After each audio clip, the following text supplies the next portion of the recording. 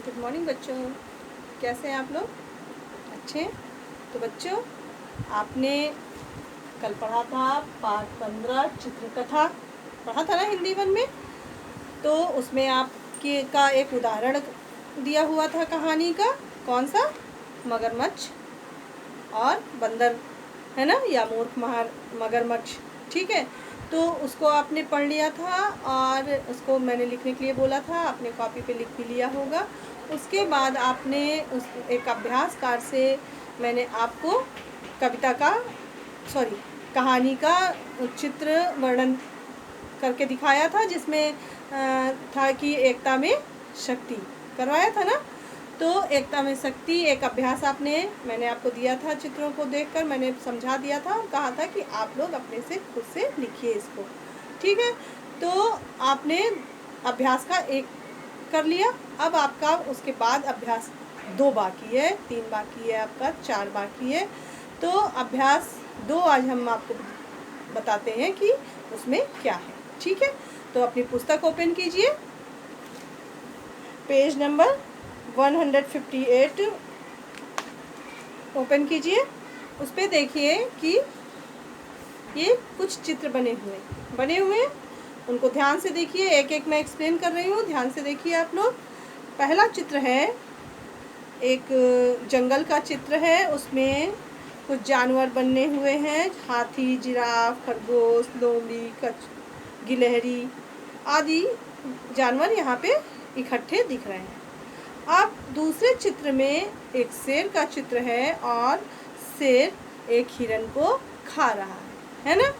अब तीसरा चित्र देखिए ध्यान से कि एक छोटा सा हिरन का बच्चा वहाँ पे खड़ा हुआ है और शेर उसको ध्यान से देख रहा है और हंस रहा है, खुश हो रहा है। अब देखिए चौथे चित्र पे शेर का चित्र है और उसके सामने एक छोटा सा खरगोश बैठा हुआ है। तो और दोनों आपस में कुछ बातचीत करते हुए नजर आ रहे हैं। अब देखिए चित्र नंबर 5, दूसरे पेज पे देखिए चित्र नंबर 5। अब यहाँ पे शेर का चित्र है और खरगोश का चित्र है और ध्यान से देखिए ये एक कुआं जानते हैं ना, कुएं की बाट पे बैठे हुए हैं दोनों और कुएं के अंदर पानी दिख रहा है। अब जो है देखिए चित्र नंबर 6 में देखिए कि खरगोश है और शेर है। शेर जो है बहुत तेज से दहाड़ने की आवाज कर रहा है, ऐसा लग रहा है देखकर। और नीचे देखिए चित्र नंबर 7 में सारे जानवर, बंदर, कछुआ, खरगोश, सांप, गधा जो भी हैं वो सारे खूब खुश हैं और एंजॉय कर रहे हैं, मज़े कर रहे हैं। लग रहा है ना ये सब चित्र देखकर। तो इन चित्रों के आधार पर एक कहानी बनानी है। वो कहानी के हिंट देखिए नीचे दिए हुए हैं, इनके आधार पर कहानी बनानी है। तो देखिए हम पढ़ते हैं। किसी घने जंगल में भयानक शेर का रहना। इसका मतलब है कि एक घना जंगल था, वहाँ पे एक भयानक शेर रहता था। रोज शिकार करके अनेक जानवरों को मार देना। वह रोज शिकार करता था और अनेकों जानवरों को मार डालता था। जंगल के जानवरों की चिंता, ये बात यानी कि जो वो रोज अनेक जानवरों को मार डालता था, शेर मार के खा जाता था, वो उनके जीवन के लिए चिंता का विषय बन गई थी। सारे जंगल के जानवर चिंतित रहने लगे थे कि इस बात से हमें कैसे छुटकारा मिले। यदि ऐसा होता रहा तो कोई जानवर नहीं बचेगा। उनकी चिंता ये थी कि अगर इसी प्रकार से प्रतिदिन अनेक जानवरों को मारता रहा तो एक दिन ऐसा आएगा कि हम सब जानवर मर चुके होंगे। जानवरों का मिलकर शेर के पास जाकर प्रार्थना करना। सभी जानवरों ने निर्णय लिया, आपस में विचार किया कि चलिए हम लोग चल के शेर से इस विषय में बातचीत करते हैं और प्रार्थना करते हैं उनसे कि रोज़ एक जानवर शेर के पास भेजने का वादा। जब वो जाकर शेर से अपनी प्रार्थना करते हैं कि आप रोज़ इस तरह से हम जंगल के जानवरों को मारते रहेंगे तो हम सबका क्या होगा, तो आप ऐसा कीजिए कि हम लोग ऐसा करते हैं कि रोज़ एक जानवर आपके पास आएगा और आप उसे खा लीजिए। तो ये वादा हुआ, ये वादा जानवरों ने शेर से किया कि प्रतिदिन एक जानवर आपके पास आएगा आपके भोजन के लिए, आप उसे खा लीजिए, अनावश्यक किसी को मत मारिए। उसके बाद एक दिन चतुर खरगोश की बारी। अब इसी प्रकार से प्रक्रिया चलने लगी कि प्रतिदिन को जिस जानवर की एक जानवर की बारी आती वो जानवर जाता और शेर उसे मार के खा लेता। अब शेर भी खुश था कि उसे अब कहीं जाने की ज़रूरत नहीं पड़ती, कोई शिकार करने की ज़रूरत नहीं है, उसे आराम से भोजन मिल जाता था, सब कुछ आसानी से चल रहा था। अब एक दिन क्या हुआ, अब किसकी बारी आ गई, एक छोटे से खरगोश की, कि आज अब तुम्हें जाना है खरगोश को और शेर तुम्हें खाकर अपना भोजन करेगा। अब खरगोश तो थोड़ा चतुर था, एक दिन चतुर खरगोश की बारी। तो एक दिन क्या आया, जब उस चतुर खरगोश की बारी आ गई, उसे जाना था। उसका बहुत देरी से शेर के पास पहुंचना, वो बहुत देर करके धीरे धीरे इधर उधर टाइम पास करके और दिमाग में सोच रहा था कि कैसे कुछ बचने का उपाय करूं। उसी को सोचता रहा, इधर उधर करता रहा, तो वो शेर के पास बहुत देर से पहुंचा। बाकी जानवर जब भी बारी आती आराम से उसको सही समय पे वो सब पहुंच जाते और शेर खा के अपना भोजन कर लेता, पेट भर लेता। लेकिन आज जब खरगोश की बारी थी तो खरगोश बहुत देर से पहुंचा। अब जब देर से पहुंचा खरगोश तो क्रोधित शेर द्वारा देरी से आने का कारण पूछना। जब देर से खरगोश पहुंचा, उतने में शेर को तो बहुत भूख लग गई थी, इसलिए वो बहुत क्रोधित था, गुस्से में था और उसने गुस्से में पूछा कि तुम इतनी देर से यहाँ क्यों आए, देर कैसे हुई तुमको यहाँ तक आने में। तो खरगोश तो चतुर था, पहले ही उसको बोल दिया गया है कि कहानी की हिंट में कि चतुर खरगोश, तो खरगोश द्वारा दूसरे शेर की बात बताना। अब चतुराई से खरगोश ने बताया अब शेर को कि मालूम है महाराज, इस जंगल में एक और दूसरा शेर आ गया है, तो जो अन्य 5 खरगोशों को मारकर खा गया है। उसने बताया कि एक शेर और आ गया है जो कि 5 अन्य खरगोशों को मार के खा गया है, उसने खा गया है। दूसरे शेर की तलाश में जाना। तो शेर को जब पता चलता है कि जंगल में एक और शेर आ गया है, तो वो कहता है कि चलो मुझे ले चलो कि वो शेर कहाँ है। तो दोनों उस शेर की तलाश में निकल चल पड़ते हैं। खरगोश द्वारा बताया जाना कि वह कुएं में रहता है। जब तलाश कर रहे थे तो जब शेर ने पूछा खरगोश से कि वो दूसरा शेर है कहाँ, तो उसने बताया कि वो दूसरा शेर एक कुएं में रहता है। तो कुएं में शेर द्वारा छाया देखकर दूसरा शेर समझना। तब क्या करता है शेर, खरगोश के साथ उस कुएं के पास जाता है और झांक कर देखता है उस कुएं में, तो अपनी ही छाया को, अपनी ही परछाई को वो समझता है कि ये एक दूसरा शेर है। अपनी गरज को दूसरे शेर की आवाज़ समझना। उसे देखकर खूब तेज से गुर्राता है, गरजता है, तो उस कुएं से एक आवाज़ उलटकर फिर आती है, तो वो समझता है कि वो दूसरा शेर जो है अंदर से बोल रहा है।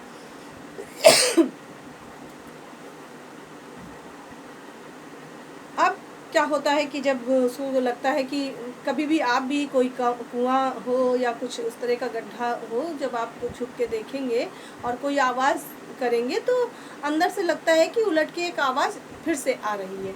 तो वैसा ही शेर को प्रतीत होता है कि अंदर से जब मैं दहाड़ रहा हूँ तो मुझे दहाड़ता देख के दूसरा शेर भी मुझे दहाड़ रहा है। दूसरी अपनी आवाज़ को दूसरे शेर की आवाज़ समझ लेता है। दुश्मन शेर को मारने के उद्देश्य से शेर का कुएं में छलांग लगाना। जब शेर समझता है कि इस कुएं के अंदर एक दूसरा शेर और है, तो ये समझकर वो उस कुएं में छलांग लगा देता है। डूब कर मर जाना, जब छलांग लगाता है कुएं में गिर जाता है तो शेर डूब कर मर जाता है, क्योंकि उसको कौन निकालेगा उस कुएं से। जंगल के जानवरों द्वारा खुशी मनाना, जब वो गिर जाता है तो खरगोश तो वहीं रहता है, वो तो सारी घटनाओं को देखता रहता है और वो खुश होता है कि वाह, चलो अब हमारे सभी जानवरों को छुटकारा मिला इसके आतंक से। इसके जो हमेशा जो है शेर सब जानवरों को खाता था, एक ना एक दिन किसी न किसी की बारी आती थी, वो जाता था, वो मर जाता था, तो अब हमें उन सब मुसीबतों से छुटकारा मिल गया। सब खुश होते हैं, उसे खरगोश खुश होता है, जाके जंगल में सबको बताता है और इस प्रकार जंगल के सभी जानवर प्रसन्न हो जाते हैं। तो बच्चों, इस कहानी का शीर्षक है चतुर खरगोश। क्या है? चतुर खरगोश। तो बच्चों ध्यान से देखिए, ये आपकी कहानी पूरी हो गई। मैंने आपको अच्छे से बता दिया, आप अपने शब्दों में इन्हें अच्छे से एक चित्र के बाद एक चित्र जैसे बने हुए हैं उसी प्रकार क्रमशः अपनी कहानी को लिखिए, ठीक है। और जैसे पहली दूसरी कहानी को आपने चित्र चिपकाया है वैसे इनके चित्र चिपकाइए या ड्रॉ कीजिए, ठीक है, और कहानी को लिखिए। अब इसके बाद कहानी अभ्यास 3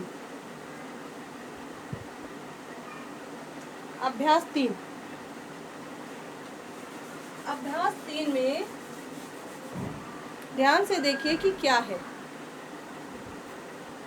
चित्र देखिए, पेज नंबर 160 पे 160 पे देखिए कुछ चित्र बने हुए हैं, उनको मैं बताती हूँ, उसके बाद हिंट पढ़ के आपको कहानी बताती हूँ। 1 नंबर चित्र पे 4 पंडित या ब्राह्मणों का चित्र है। दूसरे पे 4 ब्राह्मणों का चित्र है और कुछ हड्डियाँ पड़ी हुई हैं, किसी जानवर की लग रही हैं, है ना। और तीसरा चित्र देखिए कि एक ब्राह्मण ने सारी हड्डियों को आपस में जोड़कर एक कंकाल बना दिया है। उसके बाद अब एक ब्राह्मण ने, चौथे चित्र में देखिए, ब्राह्मण उसे उस चित्र पे उसकी खाल, अभी तक सिर्फ हड्डियाँ दिख रही थी, अब उसके शरीर पे उसकी खाल भी दिख रही है। अब देखिए 5वां चित्र है कि एक ब्राह्मण पेड़ पर चढ़ गया है, दूसरा वहीं पास में खड़ा है और एक ब्राह्मण जो है शेर के सामने चीते के सामने खड़ा हुआ है। तो ऐसा लग रहा है कि उस चीते में कुछ जान आ गई है।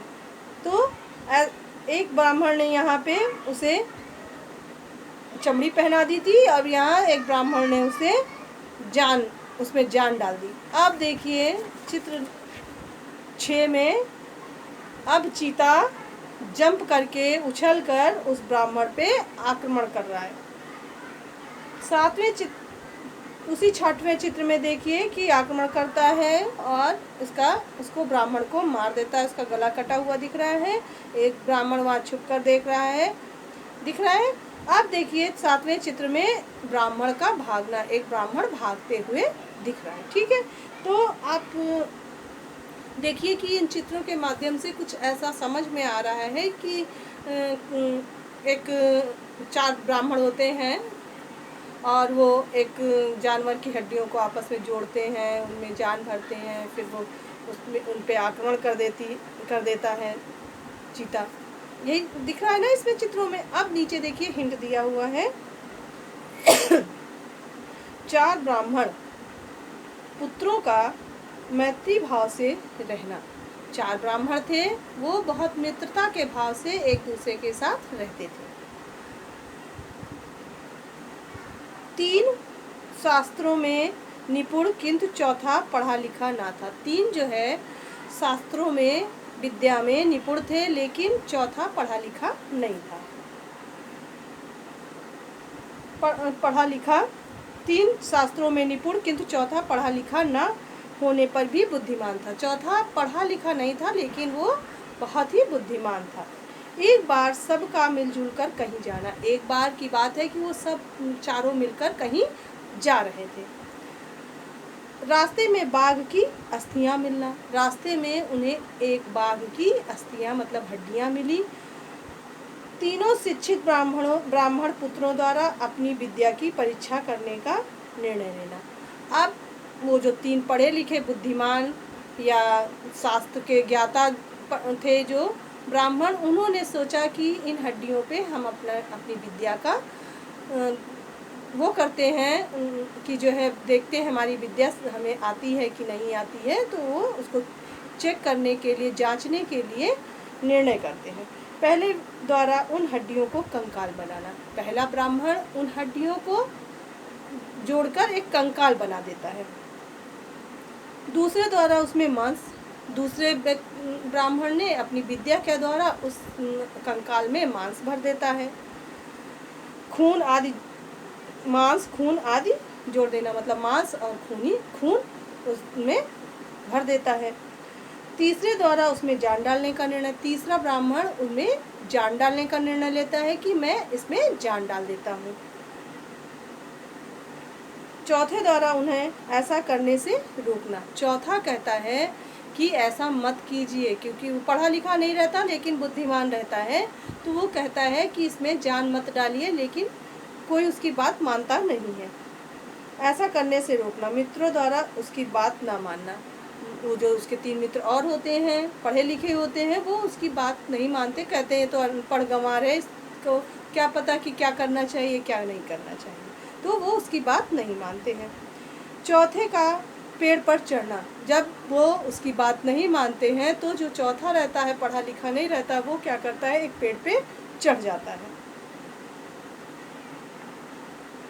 तीसरे द्वारा उसमें प्राण फूंकना। तीसरा जो है उसमें जान भर देता है। जीवित होते ही बाघ द्वारा तीनों मित्रों को खा जाना। जैसे ही बाघ जीवित होता है, उसमें जान फूंकता है तीसरा ब्राह्मण, वैसे ही क्या होता है कि वो उन पे आक्रमण कर देता है और तीनों को खा जाता है। चौथे का अपने घर लौटना। चौथा तो पेड़ पे पहले ही चढ़ गया था, जब वो समझ गया कि ये तीनों मानने वालों में से नहीं हैं और ये ज़रूर उस पर जान डालेंगे, और जब जान डालेंगे तो वो उन पे आक्रमण करेगा और उन्हें खा जाएगा, ये सोचकर वो समझ गया था, इसलिए वो पेड़ पे चढ़ गया था। जब उन तीनों को वो बाघ खा जाता है तो वो ब्राह्मण, बाघ के जाने के बाद वो ब्राह्मण नीचे उतरता है और अपने घर की तरफ चला जाता है। तो बच्चों, इसमें आप कहानी में चित्रों के माध्यम से कहानी लिखी, जो हिंट दिया था, जो संकेत दिए हुए थे, उसके आधार पर मैंने आपको एक कहानी बताई। तो आज आपने 2 कहानियाँ पढ़ी, एक था चतुर खरगोश और ये है मूर्ख ब्राह्मण। तो तीसरे का शीर्षक है मूर्ख